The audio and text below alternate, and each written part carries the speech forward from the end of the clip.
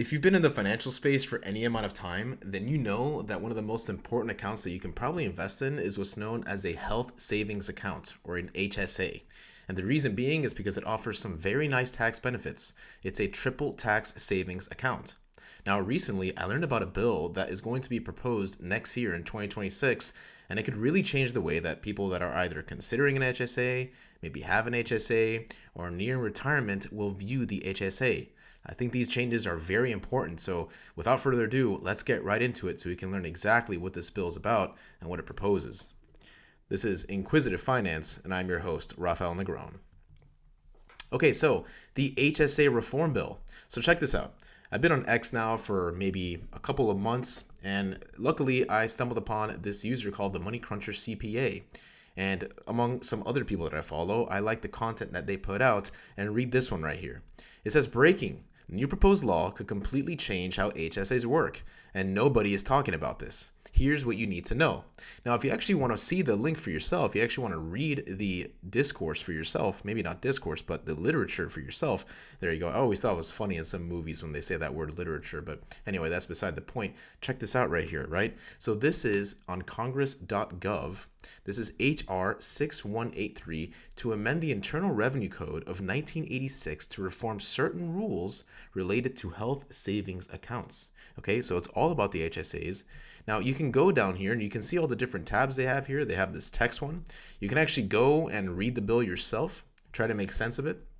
I gave it a quick skim, and then I tried to find the best way to summarize it, and that's exactly what this video is all about. So if you want to learn more exactly about this, what this bill is proposing, then you are in the right place, okay? And we're all zoomed in here, just making sure. I always like to make sure, if you've watched any of my videos, that everything is properly formatted and everyone can watch the content in an easy to read way. Okay, so remind me, what exactly is an HSA? So an HSA is a tax advantage savings account used to pay for qualified medical expenses. Now this includes things like deductibles, co-payments, prescriptions. Now you need to be enrolled in what's called a high deductible health plan, okay, an HDHP. It also offers, and this is probably one of the most important things, triple tax savings. Withdrawals for medical expenses are tax-free, contributions are tax deductible, and the money grows tax-free. Now here's a visual that I want to put up on the screen to just make a little bit more sense of this all. I got this from a website called truemed.org. So opening this up right here, we can see there's tax-free withdrawals. You can withdraw funds tax-free when used for qualified medical expenses. You also get tax-free deposits. Contributions to your HSA are pre-tax, lowering your taxable income and giving you an immediate tax break. And there's also tax-free growth. Interest and investment earnings grow tax-free, unlike a regular savings account. So just that in and of itself, you can already imagine why an HSA is such a powerful account, right? You have accounts like the Roth IRA that allow for your money to go tax-free, right? It's one of the accounts that people will typically tell you to max out first before anything else. And it's exactly why they impose these limits on them, right? Because they're so powerful, not everyone can just be contributing to a Roth IRA all the time, because then probably everyone would. Imagine living a completely tax-free life post-retirement. That would be amazing. But you're going to have some money in there and then some money in other accounts like an HSA, which also offers these tax savings benefits, okay? So you kind of have it in two different places now. All right, now, of course, I've made a video about this, the triple tax win, the best savings account you're not using, which is an HSA. And before I move forward, I should remind you all that the funds in this account can also be saved and invested. What a lot of people end up doing is they just deposit cash directly into the HSA.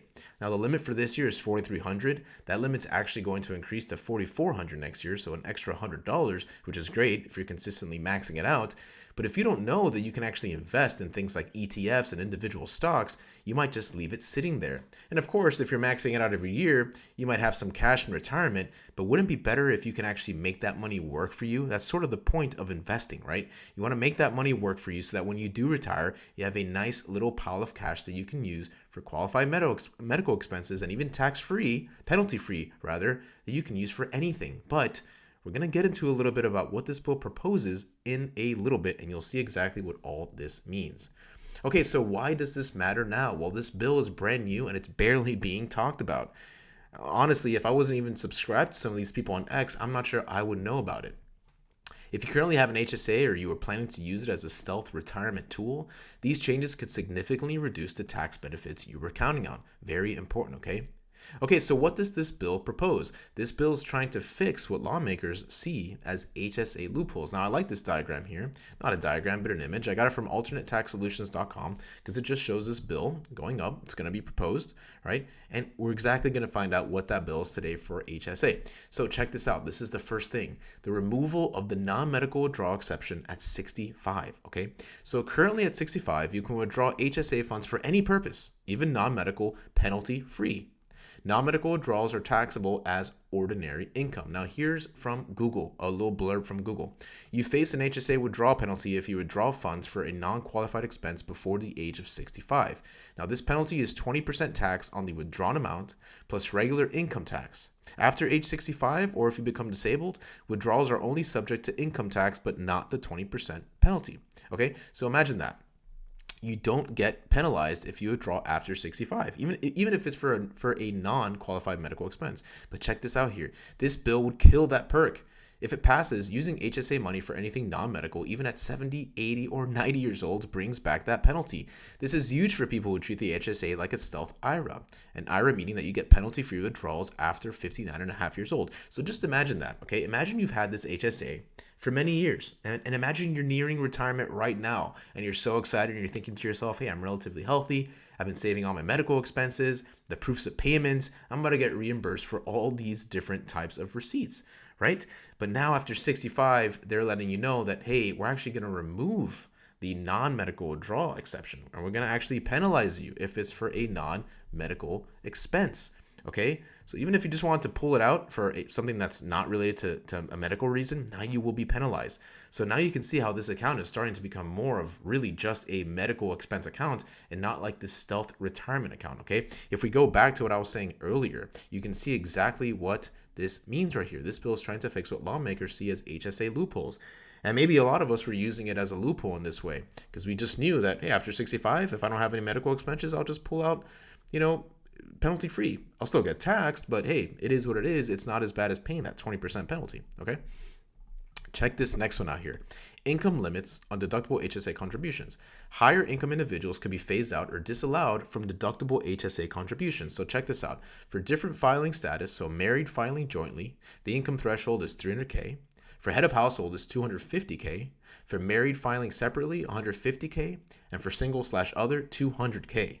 Now, my nose is extremely itchy for whatever reason. Who knows? But we're going to continue on here. And if it keeps itching, well, I'm going to keep scratching it. All right, cool. So check this out. Once your income passes the threshold for your filing status, your HSA deduction starts phasing out over the next $40,000 of income. And once you're $40K above the limit, your deduction drops to zero. So here's another visual I made to kind of make this point more clear, okay? An income limit example. Imagine for the single limit of $200K, if you're right at $200,000, you will get the full deduction, okay? You can lower your taxable income. Now, if you're even $1 over that, okay, then it will start to phase out. Deduction phases out over $40K of income above your limit. So up until the moment you get to 240, it will just continually phase out until you get to that 240 mark, and then you're left with zero. You get a $0 deduction. Isn't that crazy? A lot of us are using these HSAs as a way to reduce our taxable income. So imagine if you are married filing jointly, that new threshold now becomes the 300K plus the 40K, 340. Head of household, it becomes 290. Married filing separately, it becomes 190. Single other, 200K. Now, these are for high income earners, but there's a lot of us out there. And if anything, high income earners tend to use these HSAs because they know that they can reduce their taxable income. So it's almost like more than just a tax advantage account. And I do talk about that a little bit more down here. This is basically the IRS saying HSAs shouldn't be tax shelters for high earners. So they're adding income limits just like they do with the Roth IRAs. I talked about this a little bit earlier, okay? Why do you think there's income limits on Roth IRAs? These tools are incredibly powerful, right? If we were all able to continue investing in a Roth IRA and continue investing in HSAs without paying tax, don't you think we would all use these as tax shelters, maybe get the benefit of reducing our taxable income? We can see that now they're maybe putting their foot down. They know that some of us, maybe the high income earners, are using these accounts as loopholes, and we'll continue to learn more as I go on. So this aims to reduce the use of an HSA as a tax shelter for wealthy individuals. Tax shelters allow people to reduce their taxable income, and it's a usage of an account to shelter income from taxation. Okay, finally, the third one, narrow the time frame for HSA reimbursements of past medical expenses. This limits the reimbursements to expenses incurred within a certain window. You now need to request reimbursement within 2 years of when the qualified medical expense was paid. This reduces flexibility for people who use HSAs as a long-term rainy day or retirement-like medical expense savings account. Now, this one's the real kicker, okay? Like I'm sure many of you watching this account, are probably thinking, I'm just gonna hoard all of my medical expenses, all my receipts, and all my proofs of payment, and then when I'm 65, I'm just going to claim all of them and get all that money back. I've had this pile of cash being invested and growing tax-free for the last 30, 35, even 40 years, depending on when you set up an HSA. And when I'm that age of retirement, I can just get that money back. But now they're pretty much saying, no, you have 2 years to use it. If you don't use it, you lose it. Okay, we've heard that saying many times in our life. If you don't use it, you lose it. And that's exactly what's happening to the HSA here. So can you imagine for young people or people nearing retirement, now they're thinking, what am I going to do with all these medical expenses? All these receipts I have, all these proofs of payment, what do I do? And now we're going to get into that in the next sections, okay? So what does this mean for current or prospective HSA users? Well, the TLDR here, the too long didn't read, is HSAs become less of a retirement tool and more of a true medical expense only tool, okay? We can see the transition now to these HSAs becoming really just for medical expenses. And if nothing else, you can't really use it for anything else. All the other benefits that it had, I mean, you still get the triple tax savings, but you don't get some of the other benefits we talked about, like penalty-free withdrawals after 65, even for non-qualified medical expenses. The ability to keep these receipts for a long duration of time and still get reimbursed them later on. The ability to have that taxable income reduced, right? That tax deduction. Check this out here. For retirees or those nearing retirement, if you were planning to treat your HSA like an IRA in retirement, that strategy may completely die. You'd only be able to spend the money on medical expenses without penalties, right? So it's no longer for non-qualified medical expenses. Again, it needs to be for qualified medical expenses only. You will get penalized if otherwise. For high-income individuals, if income limits are low enough to include wealthy earners, you might lose out on the tax deduction benefit when contributing to an HSA. HSAs now become explicit health expense accounts instead of serving a dual-purpose health plus tax retirement account. Imagine if you're in one of these thresholds or even just a little bit higher, imagine if you continue getting promoted, you continue getting raises until you eventually reach that 40K plus base threshold. Now you have zero. So what's the incentive anymore? You're not getting that reduction of taxable income. So what do you do? Something to think about, okay? Younger or lower middle income getting HSAs. There's a limitation on reimbursement down to 2 years, and it reduces that flexibility, okay? And a lot of people, just like myself, just like I have here, pay expenses out of pocket and reimburse years later so the HSA money can grow tax-free. And this bill says, nope, you get 2 years or you lose the chance forever, okay? Use it or lose it. That's exactly what I'm going to keep going on here. Okay, so what can you do today? Actionable steps that you can do today, okay? You can save receipts now while they are still valid indefinitely. Okay, the receipts are still valid. Keep using them, keep hoarding them, because you don't know what's going to happen in the future. So you might as well keep saving those receipts and those proofs of payments. Consider accelerating reimbursements if this law passes, okay? If this law passes, what are you going to do? You might as well start using it because you only have 2 years. So all those receipts, just start claiming it, get that money, and perhaps reinvest it in another account. Maybe like a taxable brokerage account, maybe in your Roth IRA, okay? Maybe in crypto, whatever it is, that might be the route you have to go down. Okay, reassess whether an HDHP or HSA still makes for you long-term or in your current situation. For example, are you a high-income earner? Are you nearing retirement? Does that high-deductible health plan still make sense for you? Maybe you go back to the other type of health plan that doesn't require these high deductibles, right? Lower premiums, everything's good again. That's what I used to have, right? My premiums used to be a lot lower, but now they're much higher. I'm having to pay a lot more out of pocket. So that's just one thing to consider. And finally, monitor legislative updates, okay? Use a platform like X, just like I have here. Okay, going back to this account right here, if I didn't have a following on X, if I never signed up for X, I probably wouldn't ever know that this existed. That's why a social media like X and following the FinTwit space, which I think is kind of weird to say, financial Twitter, really helps you sort of understand exactly what's happening in that world, help you make better decisions and learn about things that you otherwise may have never gotten the chance to learn about. Okay, finally, now the big summary here. Okay, no more penalty-free withdrawals at age 65. Okay, you will no longer have the ability to make those penalty-free withdrawals at age 65. Now, if after you make a withdrawal for something that's not a qualified medical expense, you will get penalized, which is insane because I know a lot of us were hoping and planning to be able to pull out penalty-free. High earners can now lose those HSA deductions, right? If you are above that threshold in your filing status, the closer you get to that 40K mark, the more that deduction will start to phase out until it eventually gets to zero, which is insane. One of the best reasons to have an HSA. And finally, the reimbursements are limited to 2 years.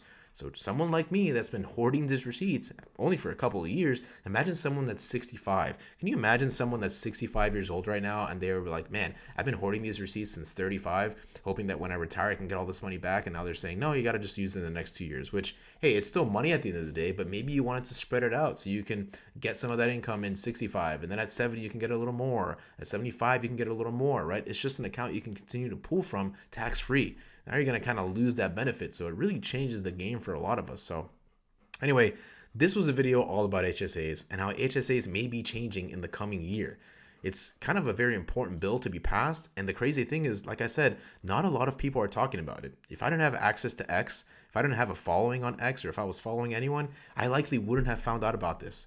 I haven't seen it in other major news outlets. I haven't seen it on TV. So just make sure that you're following channels like mine, or maybe some others, or maybe developing your own, let's say, profile on X and following the right type of people in the financial space to make sure that you're keeping up with this. Or maybe even go on congress.gov and just kind of poke around there and see what other bills come up. Anyway, if you like this type of content, you want to know more about this type of stuff, if this stuff interests you, make sure to subscribe, like, comment. That stuff really helps the channel, and it makes me even more motivated to continue making videos like this. I'm pretty surprised that I was even able to make a video like this, because only a couple of months ago, I considered myself way more of a noob when it comes to finance topics than I am today. But now I'm definitely not an expert, but I'm just able to talk about it a little bit better. So with all that being said, long outro, I know. Hope you all found the information valuable. And I guess with all that being said, have a nice rest of your night, and I'll see you all next time. Later.